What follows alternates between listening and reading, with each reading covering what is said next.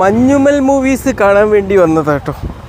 അവിടെ കുറച്ച് നേരം അതിനു വേണ്ടി വെയിറ്റ് ചെയ്യേണ്ട ഒരു സാഹചര്യമുണ്ട്. ഞാൻ അതിൻ്റെ തൊട്ടടുത്തുള്ള പാർക്കിലേക്ക് വന്നിട്ട് കുറച്ച് വർക്കൗട്ട് ചെയ്യാമെന്ന് വിചാരിച്ചു. നമുക്കൊരു വർക്കൗട്ട് ചെയ്യാനുള്ള ഒരു തീരുമാനം എന്ന് പറഞ്ഞാൽ അത് നമ്മളിപ്പോൾ എടുക്കേണ്ട ഒന്നാണ് കേട്ടോ.